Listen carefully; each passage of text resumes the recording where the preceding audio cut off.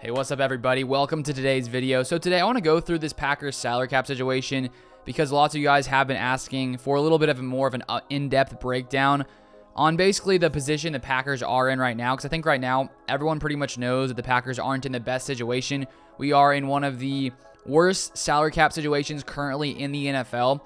But in this video, I just want to go through lots of different things, potential scenarios that could happen, looking at Aaron Rodgers' contract, Davante Adams, lots of other potential scenarios, restructures, extensions, just lots of, sort of in-depth things when it comes to this Packers salary cap. And honestly, when it comes to salary cap, it's pretty confusing. And so I've spent the past few hours researching a lot and really reading lots of other people's thoughts who are much smarter than me when it comes to the salary cap. So I want to share some of their thoughts as well, some different articles and a few different things like that as well. But if you guys are new here, you haven't subscribed, to put out Packers content almost daily. So if you want to see that, Packers news, updates, all things Packers, feel free to subscribe to the channel down below. So first off here, as you can see, we are on overthecap.com, and they really have a site where they just break down everything when it comes to the salary cap. And right here, as you can see, I have the Green Bay Packers salary cap situation for 2022 right up here. So first off, when we can see here at the top right now, when it comes to team cap space, the Packers are about $50.8 million over the salary cap. So obviously, that is not good. We have to get under the salary cap by the time the league year starts in the middle of March, I believe. And so right now, from what I've seen, the Packers are in the second worst position when it comes to the salary cap. I think the only team that is worse is the New Orleans Saints. And last year, the Packers also were in a pretty tough situation when it came to cap space. I think we were around $30 million over the cap space last year, like when things started off, and the whole discussion last year as well was, what are the Packers going to do when it comes to salary cap space? And last year we saw lots of restructures when it comes to contracts, pushing money further down the road. And so some of that could potentially happen this year as well, as the Packers try to move to get under the salary cap. So if we start here at the top, we can see all the players who are under contract in 2022, their cap number here. And go to this site if you guys want to take a further deep dive into this. On the right here, we have, if we were to cut them, how much dead cap would be on the Packers salary cap still, and then how much cap savings we would have on this side here. So first off, obviously the biggest thing is Aaron Rodgers. His cap number for next year is $46.6 million.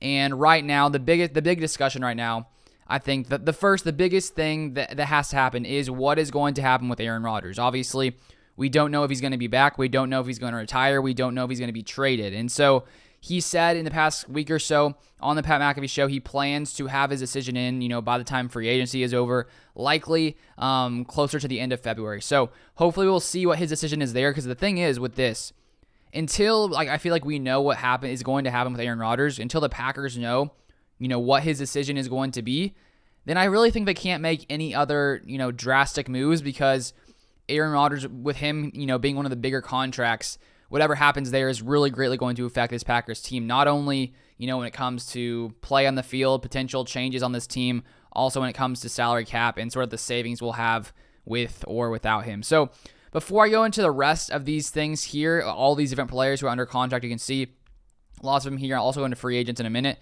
But I first want to take a look at this one article, and it basically breaks down potential extension possibilities for Aaron Rodgers, because there's so many different things that can happen with the salary cap, and extensions are one of them. So if Aaron Rodgers is to stay, people are thinking it's likely that he'll get some kind of extension, because as we already said, he has a $46 million cap hit, cap hit for 2022, which is pretty large. And so there are a few different people from this article here from sportsillustrated.com. I believe it's Bill Huber who wrote this article, but he basically brings in some other people's ideas of what he's seen from what they think could happen when it comes to the salary cap perspective. So CBSSports.com, Joel Corey, a former NFL agent, laid out a potential Rodgers extension this week. He envisioned a 4-year extension that included a record $75 million signing bonus.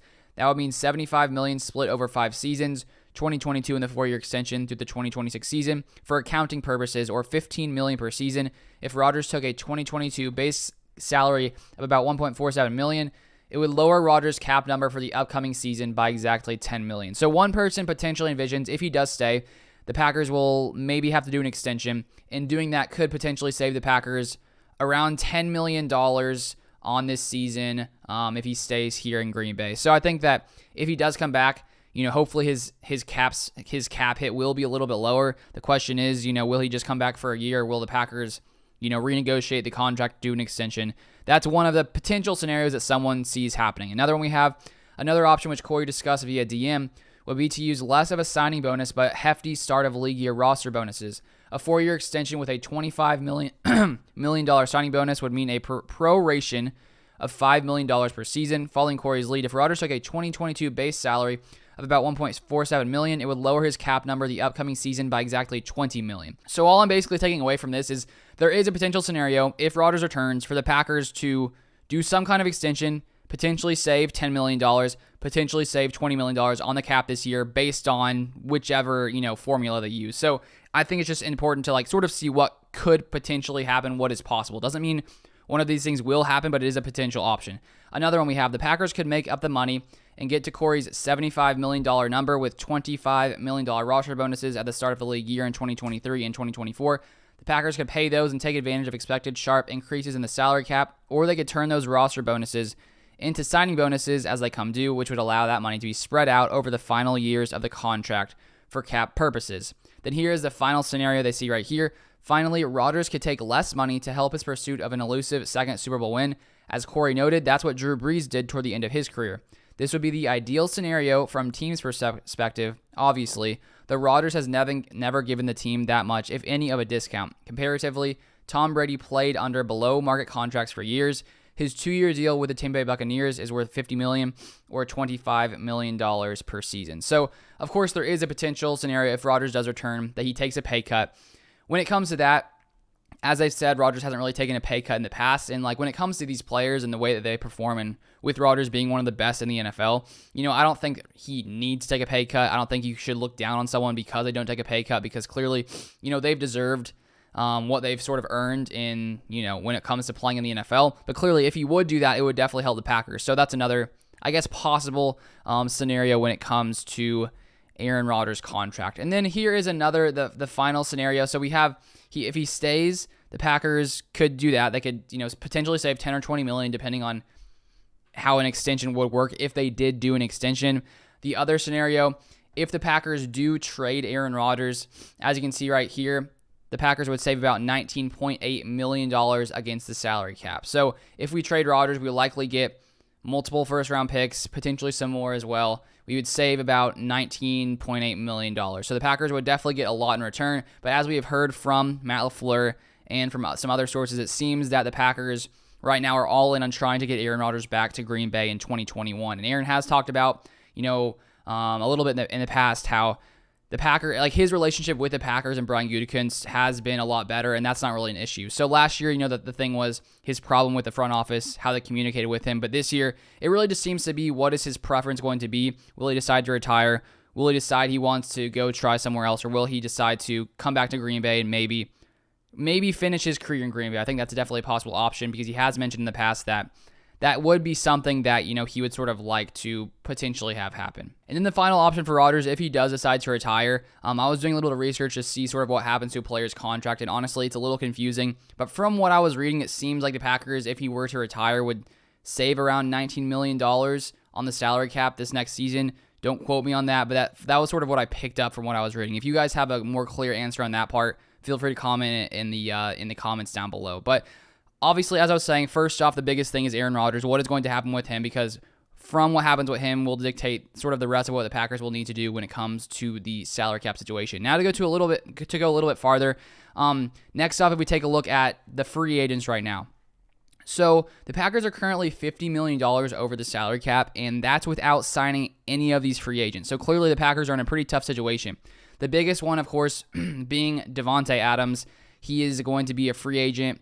Maybe the Packers will decide to, throw on the franchise tag, which could potentially happen. I think that will be around $20 million if the Packers did decide to franchise tag Davante Adams. And here's an article, I think in the past few days, and it sort of goes over a little bit of Aaron Rodgers and then Davante Adams situation, and I wanted to read through right here. So it says here from Ian Rappaport, when Aaron Rodgers' season ended after a divisional round loss to the 49ers, he didn't hop on a jet and fly to Los Angeles. Frustrated with his future hanging in the balance, the Packers quarterback stuck around in Green Bay. Sources say Rodgers stayed in the building for a few extra days to plot out the team's future, huddling with coach Matt LaFleur and others and mapping out what's next. It left those in the organization with confidence moving forward that Rodgers will return for the 2022 season. I hope that is true. Cautious optimism was the phrase per sources, though no one wants to interfere with Rodgers' process. And Packers decision makers all respect the steps he'll take to arrive at his eventual decision. Rodgers has said publicly that all options are on the table moving forward, from returning to retiring with a team on a possible trade that's suitable for all parties. He also said he doesn't want to be in a rebuilding situation. So that was a little bit more information from Ian Rappaport on Rodgers' situation. But then the part I sort of want to focus on now, looking at Davante Adams. So it says here, the Packers have some salary cap issues, as we've discussed, and their top offensive weapon, Davante Adams, needs a new contract or a franchise tag. The Packers are expected to place a franchise tag on Adams and then work toward a potential new deal per sources. So Ian Rappaport is saying that the Packers are expected to franchise tag Adams and then try to get a new deal. So the team intends to reload as much as possible to keep on this track of being capable of winning a Super Bowl. More than anything, they want Rodgers back, and in the worst way, as they've explained. Rodgers recently said on the Pat McAfee show that there are a variety of realities he'll consider.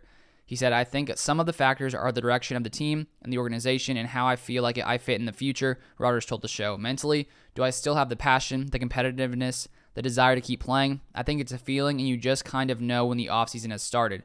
When you're a hyper-competitive individual, you also dream or think about what the fairy tale ending is. It doesn't mean Super Bowl necessarily, but that's a pretty good fairy tale. So, according to Ian Rappaport, it seems that the Packers are going to try to franchise tag Davante Adams. Who knows if that actually will happen, because as I was reading about it, if they franchise tag him, it's around $20-ish million, but that would count.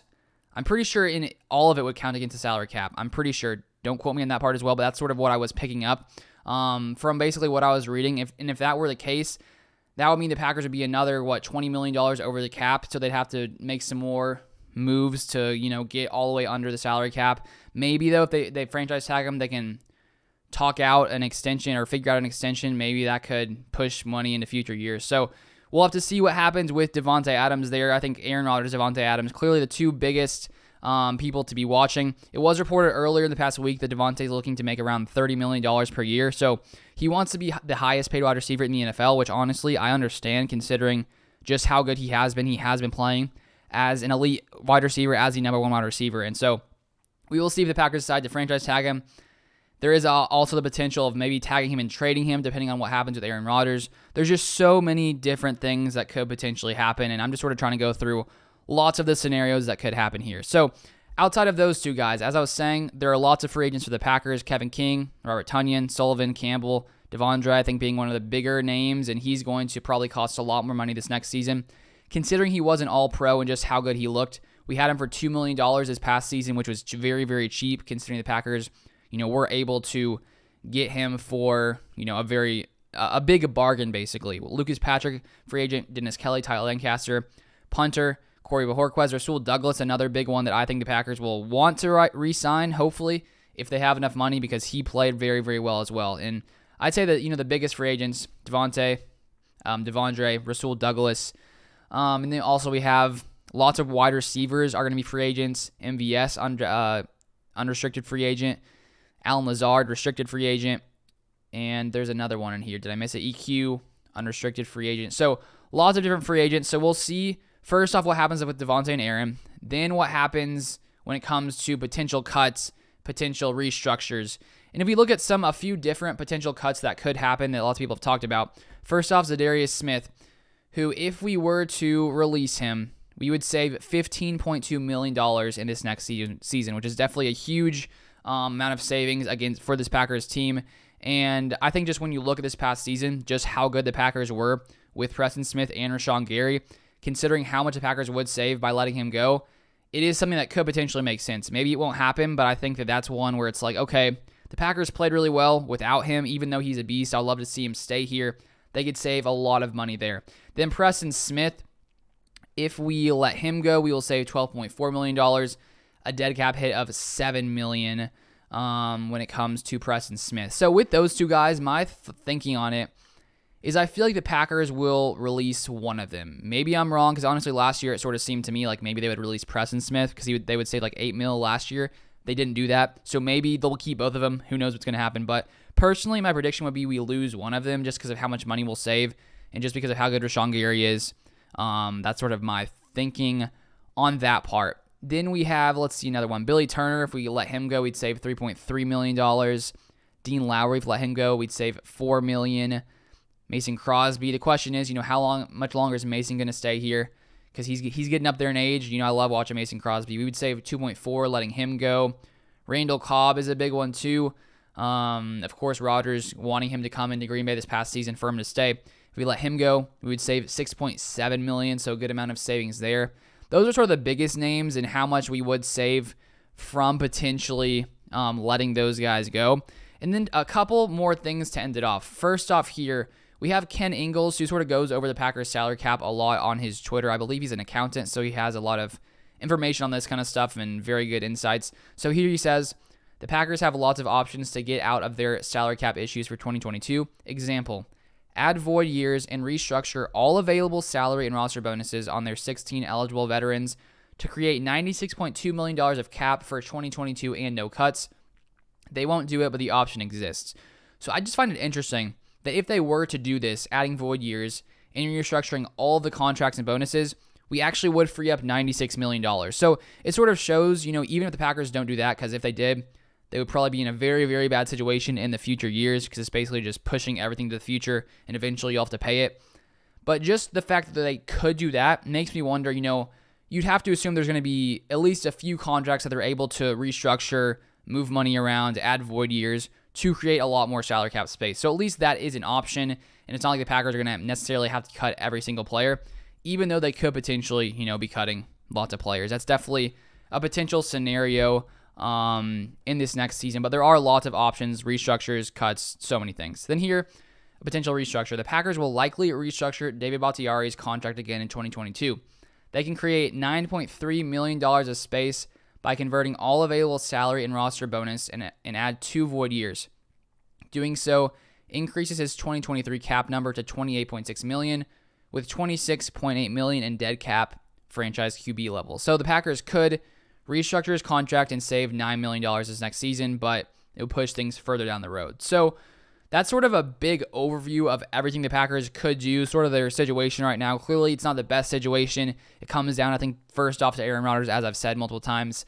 But there are lots of things that could happen, and it's sort of like, who knows what's going to happen, because there's so many potential different options, and if they do one thing, they may not do another thing. So that was just sort of an overview of everything. I hope you guys enjoyed this. If you have any more questions, drop it down below. If you have any more insights on this, because I'm definitely just learning as I go along, seeing about all these intricacies of the salary cap, feel free to comment anything down below. And if you haven't subscribed, consider subscribing if you guys did enjoy this video. But thank you guys so much for watching. As always, I really appreciate it, and I'll see you guys next time.